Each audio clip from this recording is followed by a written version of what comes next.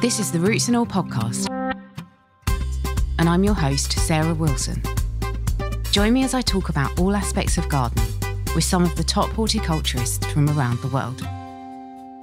Hello and welcome to Roots and All. This week's guest is writer Nancy Campbell, author of 50 Words for Snow and The Library of Ice, Readings in a Cold Climate. Her latest book, Thunderstone, a true story of losing one home and discovering another, is a memoir telling the story of the end of her relationship with her partner Anna and moving to live off-grid in an old caravan. Despite the transitory nature of Nancy's existence the summer she wrote the book, nature and gardening feature as constants, and she manages to connect with plants and her environment wherever she travels. I started by asking Nancy how the book came about. The book emerged out of a time of crisis, really. After lockdown ended, I'd been caring for my ex-partner who had suffered a severe stroke, and we'd agreed to live together for a year and I would care for her, and then after that year I would move on. And I wasn't quite sure where I would move on to, but a friend suggested I lived in the woods in a caravan for a while just to regain my equilibrium, really, and my sense of self, which gets quite eroded, as anyone who's been a carer will know. So I was in nature, which I love, and meeting new people after lockdown, which was extraordinary, that sort of rush of social activity again. And I was keeping a journal, as I often do, and just making notes about the woods around me, the growth of things. I moved into the caravan in the spring, so there was this real sense of burgeoning nature, the greenery of the woods, leaves coming back, a real sense of restoration. I was writing the journal for myself. It was very important for me to sort of piece together my feelings about the world. And slowly I began to feel that it might be a document that I might share. So really the book is quite a personal document and full of all sorts of things, notes about the garden that I began to grow in the woods and reflections on trees and wildlife, just a real mixed bag like anyone's journal is. Reading the book, obviously you have the people, you have events that kind of take centre stage, you've got the backdrop of the pandemic, the caravan is the kind of main character, but throughout the whole thing you seem to connect back to landscapes and nature. And I thought it was really interesting because it particularly struck me how you describe places through the plants that occur there. And I would say especially so for my reading, and maybe it's because of my background I picked up on it, but I thought you especially did that in relation to people and the plants that sort of surround their dwellings and how people cultivate plants. Is that something that you do consciously? You use the landscape to describe things? I think that's really interesting you picked up on that, and I really relate to landscape. And I grew up in Northumberland with parents who were keen gardeners, and we were lucky to have a garden. And I found in subsequent travels and living all over the place in Europe and the UK, often not having a garden was a big frustration, but I would always grow things in any way I could. So during lockdown, I was growing hyacinths and little seedlings, pak choi seedlings in yogurt pots.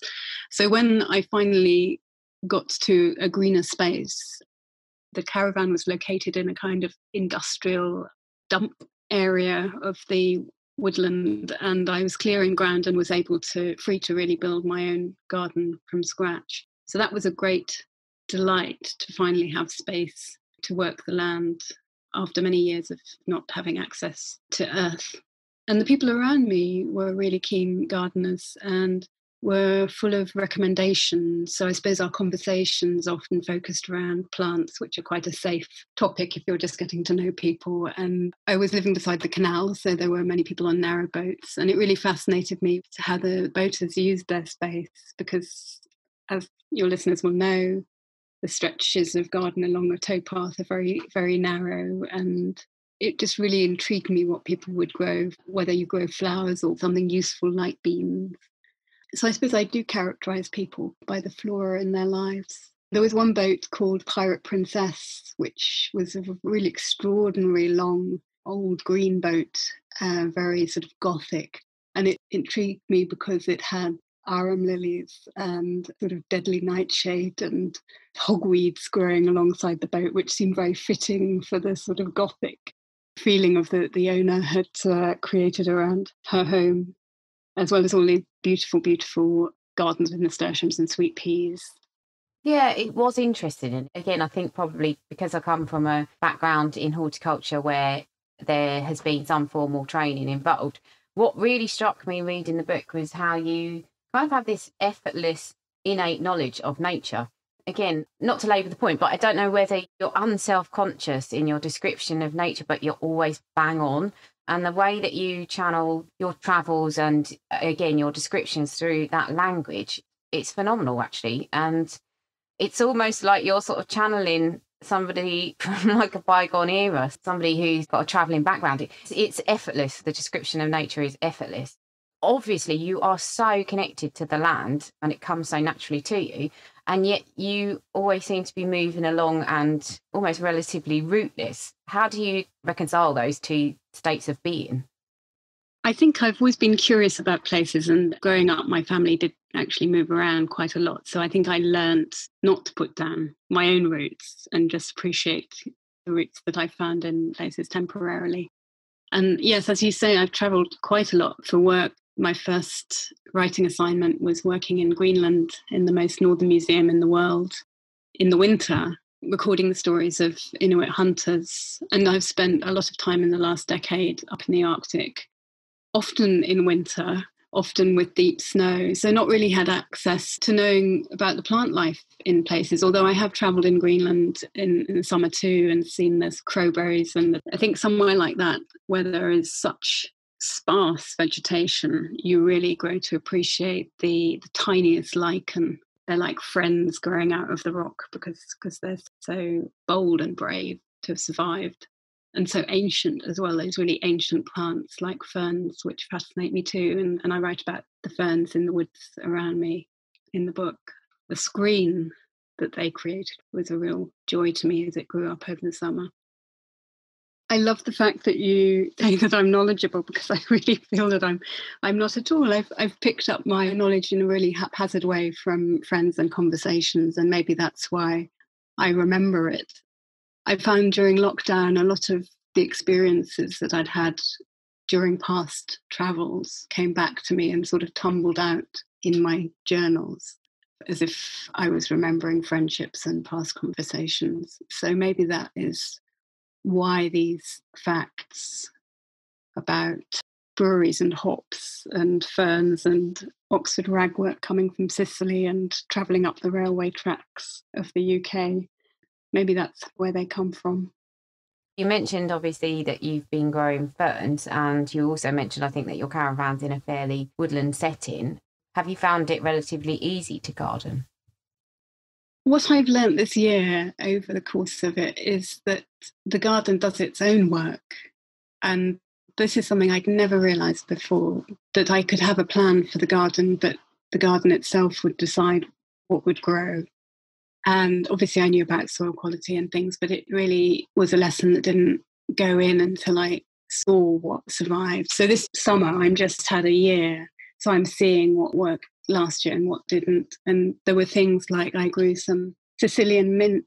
I started a bed of mints because I wanted to grow things that would be almost not apparent to anyone walking past on the towpath. I wanted to create a very natural greenery, and also obviously a herb garden can be quite useful. So I had a Japanese mint that I'd bought from the flat I shared with my former partner, and I potted that out, and it was quite funny to see it going from being a domestic plant in a pot with a really root-bound ball and going into the soil and then sort of finding its way there. And I acquired some other mints from friends. But the Sicilian mint, the beautiful Sicilian mint that I bought at the garden centre, was just completely consumed by slugs. So I realised that there was no way that some plants were going to make it. And then the plants that do survive seem to be starting up a conversation with each other and starting fresh ideas for me about what else I might bring in. So that's quite curious. So not easy. but more like a natural process that I have to listen to, I think, and something that takes place at a very slow speed, or with sort of time travel in which you're thinking a year ahead of yourself and also looking back slightly into deep time, trying to think what might have been there in the past. So there's a lot going on, isn't there, with a garden? And quite often one isn't in control at all, I think. Yeah, I think you're probably right. That reminds me actually about you planting some heartsease, which we spoke before we started recording about the kind of parallels that I'd had in my life to what you experienced in yours and wrote about in the book. But one of the things that made me chuckle was I started working on a site where we've been doing horticultural therapy for people with various mental health challenges. And in the first year we were here, I think I planted one viola plant and then it just colonized. It went everywhere. And it did strike me the relevance of having the heartsease here where, you know, people maybe didn't feel that easy in their hearts. This is a two-pronged question, actually, because the first part is, did you ever get the heartsease established? Because I don't think you mentioned that. And the second part of that was, it made me think about using common names for plants and what we miss when we stick to the strictly botanical Latin names. And I wondered if you thought that it was important to know the historical, the common names of plants as well. Yes, I do believe it is. And it's just such a joy as well, isn't it? Maybe it's just because I'm a poet and I love that aspect of language, but real understanding of the history of what you're dealing with, the species that you're dealing with, this creature that you're bringing into your life. Actually, there's a passage from the book I could read about that. One of the first plants that appears in the book is yarrow, and I was actually sent some yarrow during lockdown by a friend, and it was such a balm to me to receive this tiny sprig in the post. And I think it maybe just started me thinking about where heartsease might come from and the sense that there might be a garden in my future somewhere that would help support me through some of the grief. So a friend sends me a parcel. Inside the brown paper is a little square of striped linen tied with string, and inside that, 2 heads of dried yarrow. The minuscule star-shaped flowers are light pink on one sprig, on the other dusty white. Sarah writes that she found the yarrow growing among the grass on a Neolithic tomb in Scotland. Now, on my short daily walks down to the Thames, I notice yarrow everywhere in hedges and verges. It is a plant of visions. The stalks are scattered to tell the I Ching. Applied to the eyelids, it is said to bring sixth sight. The ancient Greeks believed Chiron the centaur once taught Achilles its use as a balm for wounds. It was rumoured to originate not from pollen, but the particles of rust he scraped from his spear during the Trojan War. The botanical name, Achillea millefolium, translates as Achilles' thousand-leaf herb, but it is also known as woundwort, nosebleed plant, it starts and stops them, old man's pepper, devil's nettle, sanguinary, thousand-leaf and thousand-seal, bloodwort, herb militaris, knight's milfoil. Starlings line their nests with the leaves, and lovers should place them under their pillow to bring good fortune. And I think that's a great example of how plants have so many common names. You know, so many people know them by different names, and so many cultures have different associations. I find it endlessly fascinating, their stories. Definitely. So did you ever get it to establish the heartsease? I did get the heartsease established, yeah. I've got quite a beautiful barrage of it at the moment this year. I think some of the seeds I was growing in quite cramped conditions within the van, so there's a stage of growing on seedlings that was quite complicated. And I do mention in the book this sort of unfortunate accident with some charred seedlings which tumbled off a shelf and onto the floor. And I'm certainly not very systematic or organised gardener, but most things seem to make it through, certainly beyond the seedling stage. And then it's just a case of discovering what really enjoys that soil and that aspect, because the woods are a little shady, but I have a wonderful sunspot where the goat willows which surround the van, there's a clearing in the canopy, and that's a lovely place for teasels and things like that. But I guess also what I never realised before this year is just how much space one needs around plants for them to spread and find their own bearing. Especially, I guess, in your setting, because they're sort of having to tough it out and, as you say, form their own community. So it's really interesting to see that develop. So you're still in the caravan now. I may be incorrect, but I'm just guessing based on previous experiences of yours, you may not stay in the caravan forever. And it was really interesting in the book, you said that you'd kind of stumbled across trees that seemed incongruous in the woodland setting that were obviously planted there by somebody at some time. And I think your garden also has that sort of feel to it. I wonder if you've given any thought to what will happen to it if and when you leave, and if the caravan goes, will it incorporate into the woodland? Will it continue in some way? Yes, that's a really important question, and goes back to sort of the nature of the woods I find myself in, really. I think had I been in beautiful ancient deciduous woodland, I would have been unlikely to be doing the sort of forest garden project I'm doing now. But because it's wasteland between the canal and the railway, where a woodland has grown up since the canal was built, I suppose the land I'm on was dug out from the railway cut. So it's a sort of product of the Industrial Revolution, really. And there's a sense that the land is sort of reclaimed and almost like an ancient version of the High Line in New York, a sort of former transport route waiting to find its wild form. Now it's not used. So I felt really that it wasn't irresponsible to start introducing new species. But as I got to know the woods, I did find that there were extraordinary things, surprises, which hinted at other people before me who'd lived there. There's a ginkgo tree. There are goji berries growing along the railway cutting, and the sumac tree. And I found, when I drove my caravan in, which was quite an intrepid adventure, definitely off the track, a few days later I noticed it just by the wheel where I'd stopped. I was inches from a gooseberry bush, really unexpected, and I was very pleased I hadn't run it over, that something had just caused me to stop there. And I'm very curious who might have planted this gooseberry. I know there were people living there on the land before me. It was a bit of a hangout for junkies and all sorts of people who, for some reason, were choosing to live in the woods rather than houses. So there is a sense of other stories there. And I like to think that if or when I do move on, there will be a trace of me, or my thought, not me, but my thought about plants remaining. And I'm hoping that most of the plants I introduce are things that will create a lovely ecosystem that will encourage more life in the woods. So wild strawberries, things for the birds, of course, yarrow, plants that butterflies love, like verbena, and who knows what will survive. But yeah, it's nice to leave that legacy. Definitely is.